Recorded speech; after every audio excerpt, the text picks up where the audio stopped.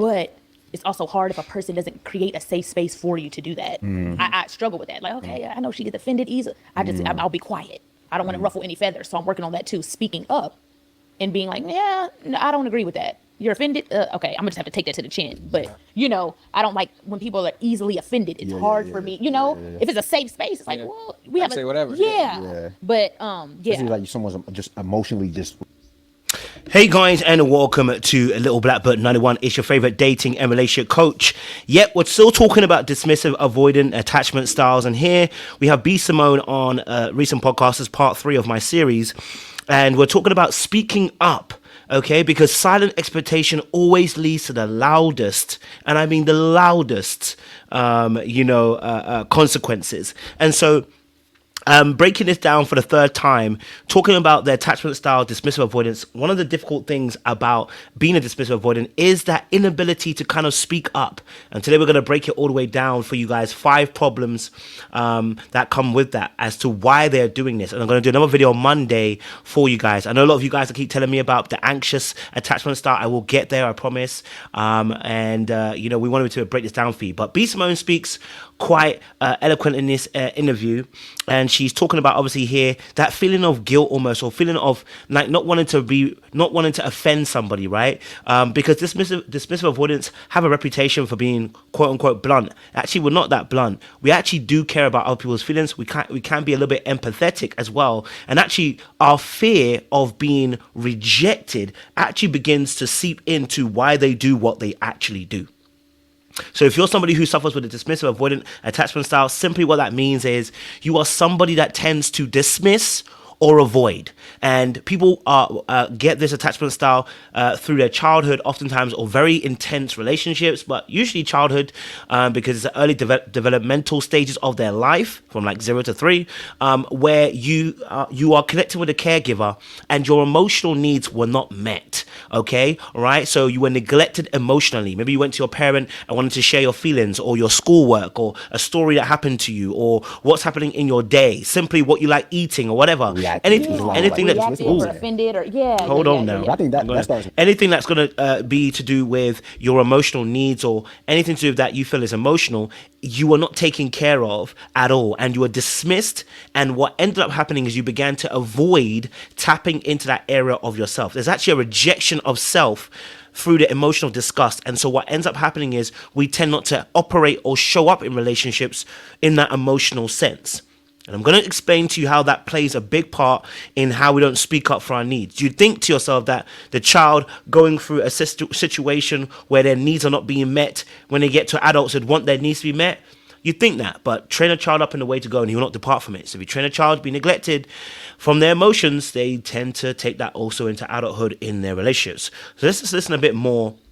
I'm going to go back, and then we're going to literally play the video with B. Simone. But make sure you do a massive favor. Make sure you guys like, share, subscribe, click on the bell button for notification of the uploads. We appreciate y'all. Let me just bring this up on the screen for you guys as well. This is a great explanation by Theus Gibson. She's a great person, talks about the needs of dismissive avoidance. So when we go through needs here and we talk about the DA version of this, I want to encourage you as a listener, if you're a different attachment style and you're trying to pour into a friendship or romantic partnership, to make sure that you get clear about what your needs are in a relationship too, so that you can really have that exchange. So first and foremost, some major relationship needs, every DA Hold on. blood as a whole. So just like the body, for example, has different needs that has to be met from a survival point of view, well, a relationship has needs that have to be met as well. So just like the body needs to have oxygen or water, from a relationship dynamic, without needs being exchanged between two parties, it's almost like the relationship isn't being nourished, and the relationship can begin to get starved out over time. Okay, fantastic. Thank you, Thies. Okay, so going back to D. Simone, I want you to understand that needs are so essentially important, all right? They're quintessential for the health of any relationship, and dismissive avoidants don't tend to have a very good relationship when it comes to their needs. And they suffer in this area, okay? And so our first point we're going to kind of work on as kind of tackling is this area when it comes to the way that we actually deal with needs, right? So we have a problem when it comes to not being in touch. Let's just listen a bit more to the video. Way before you even get offended, or that starts way before someone even brings a problem to you. You're right. You're right. You got to show up just in your daily life where it's just like, nah, bro, it's all good. You know what I mean? Do you think y'all do that with one another? Yeah. So much so that we probably would be upset at each other. Yeah. But if your brother was doing something that he knew he had no business doing over and over and over, I want to go people back a are little easily bit. offended. It's Yeah, hard yeah, for yeah. me, you know. If it's a safe space, it's like, Yeah. well, we I have say whatever. Yeah. Okay, so as they were actually talking about, I wanted to go back just give you a bit more context.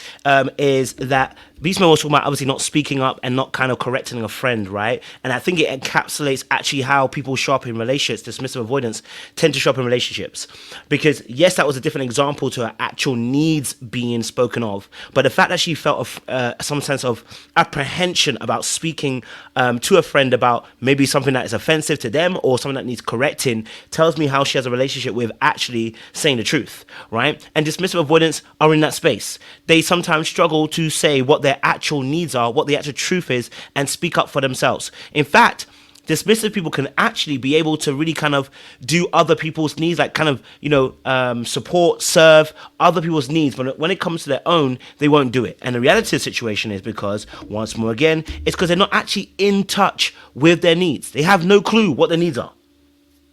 Because as a child, when you were bringing your needs to your caregiver, they waved you away, they dismissed you, and what ends up happening is you began to suppress and repress, and you don't know what your emotional needs are. In fact, me, myself, even ask questions, sometimes I don't know what I need. And why is that? Because I have not taken time to sit down and process, because I'm so used to working on a more quote-unquote logical, rationalization, intellectualization, my thought processes, that I don't deal with a more emotional aspect. And so what ends up happening is I may know what your emotional needs are because I'll ask you questions, and then I'll be able to take an idea of what you need, right? But if you ask me, I need to have a very specific question in order to know what my actual needs are. Because if you ask me what I need, I'll be like, I don't know. I don't know. And the reason I don't know is because I never really got asked that question in childhood. I never really had that space, that safe space, as a policeman was talking about, to be able to be in touch with my needs. So I don't actually know. Right? And so that's where a lot of dismissive avoidance are. They often don't realize that they need appreciation, acknowledgement, understanding, empathy. They need their own autonomy.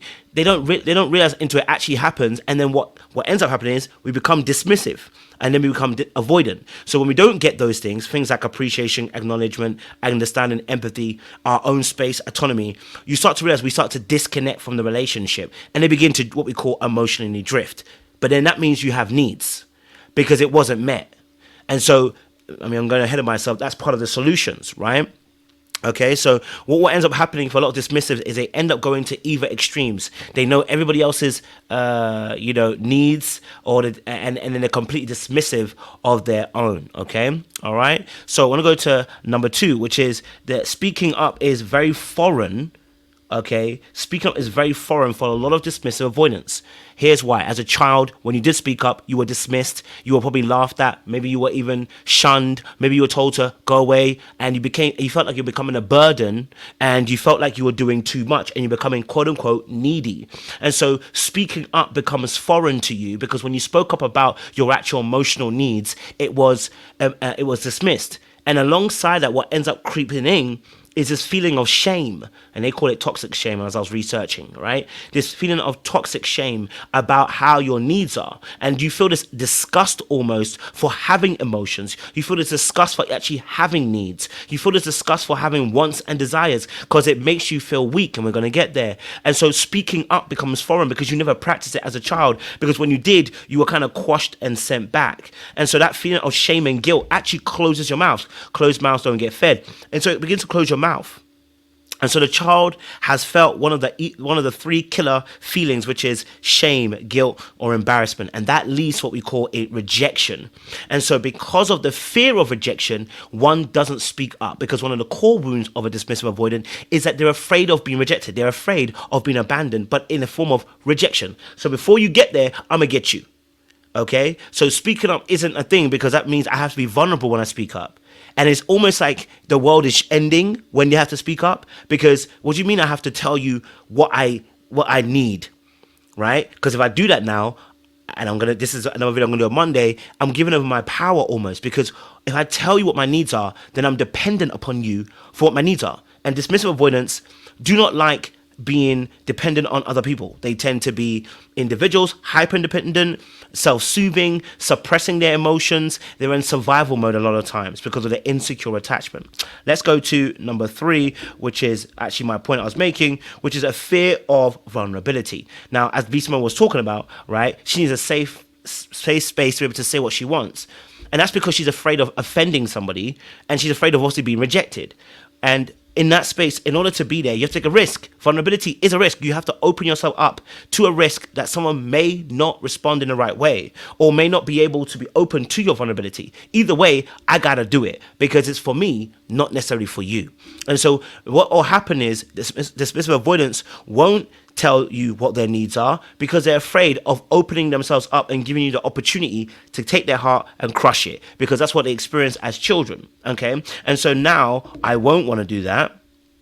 Okay, I won't want to open myself up to that. And what I'll end up doing is I'll end up trying to get my needs passively aggressively met, or I will tend to try and get those needs met by myself. And so my fears of being rejected in my vulnerable state need to be encouraged. They need to be festered. They need to be matured. They need to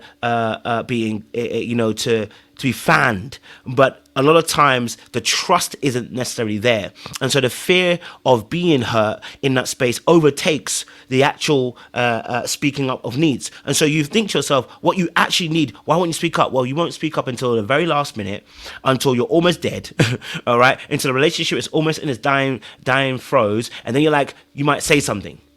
And in reality, you've been disconnecting from the relationship because your needs have not been met the whole entire time, and you've been drifting away. And unfortunately, in that space, you cause a lot more offense when you do that. Okay, so opening up means trusting someone else, and trusting that somebody else has your best interest at heart. But remember, another one of the core wounds of a dismissive avoidant is that they don't trust people. They don't trust that you got their best interest at heart because they never had that from their caregiver. When they offered their needs and their wants to their caregiver, who should have their best interest at heart, they should have unconditional love. They never got it. And so what ends up happening is that I can't trust you in a relationship. If my mom and dad couldn't do it, my uncles and aunts couldn't do it, how do you think you're going to do it? Right? Okay. Number 4, why don't speak up? The fear of causing rejection. Let's play a little bit more. But Especially like someone's just emotionally just. I want to go slightly back and let's play this. Sorry. I speak on things like that, but it's also hard if a person doesn't create a safe space for you to do that. I struggle with that. Like, okay, I know she gets offended easily. See what she said there? I know that she gets offended easily, and so I don't want to speak up because of why? I don't want 2 things. I don't want her to feel or he to feel rejected like I do. So I'm going to avoid trying to speak up about my needs because I don't want you to reject me. But I also don't want to also tell you the truth because you may feel some sense of rejection, or you may feel like I'm burdening you. You may feel like it's too much. And I don't want you to ever feel that because that's going to make me feel sick that you feel like I'm burdening you. Right? And then the other aspect is that, okay, I'm afraid that if I tell you that when you become offended, you're going to cause emotional volatility. One thing that dismissive avoidance like is consistency, and they don't want emotional volatility from anybody. When the emotions are up and down, it becomes problematic for them because they can't trust that individual person because it's too heavy, it's overwhelming. And so because they never experienced that as a child, remember, they were emotionally neglected. And so when you do too much emotion, it's like,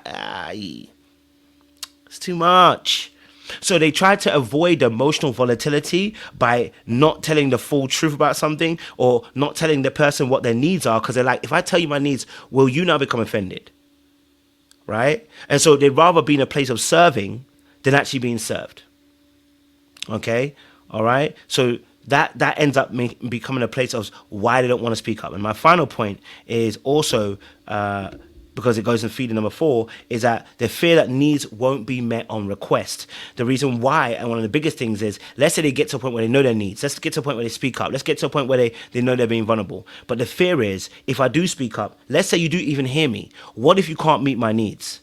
What would I do with that then? Then what was the point of me speaking up? I should have just stayed in my lane the whole entire time.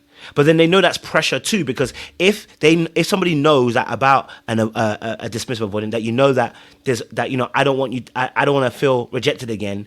I don't want you to say yes just because I may feel some type of way. And so now we're thinking about how you might feel about me feeling some type of way so that you don't respond. So now we're almost kind of playing this ping pong game of almost projecting what you may feel. And so we don't want you to feel that way. I should say that we, but I mean the dismissive avoidance. Don't want you to feel like, you know what, you're feeling some type of way about me offering my needs to you, and you feel like you have to be obligated to make it, because we don't like obligations, right? We don't like obligations. And so that fear that our needs won't be met on request then kind of goes, what's the point of just talking? There's no point. It's a waste of my time, waste of your time. Let's not bother doing it. Do you know what I mean? And then in the end, they don't say anything. So if you are somebody who's dating a dismissive avoidant, or you're somebody who's dismissive avoidant, I want you to understand the solutions are always the same. Okay, the solutions are very simple. I'm gonna keep it short because that's an actual video I want to do for you. And number one is accept that there's no one man is an island. You can't do it yourself. Okay, it's not good for man to be alone. Bible said that. Number two, be mindful of how your shame, your guilt, and embarrassment keeps your mouth shut and not fed. Okay, so pay attention to the shame, the guilt, and embarrassment. They are real feelings underneath sadness, disgust, and fear. Realize fear of rejection keeps your mouth closed and keeps you avoidant, okay, and dismissive. Realize rejection of yourself is why people are rejecting you, okay, all right? Number five, recognize that you must accept that you have emotions, okay? Number six is action, overcome by being in faith, walking forward. What does that mean? It means walking ahead, even though it may not look like it's 100% safe. The moment you step into it and you do it, and yes, people might not as necessarily give you what you need. Once you've done it and you didn't die, you can go again, right? It's the actual fear of the pain that you think you're gonna have.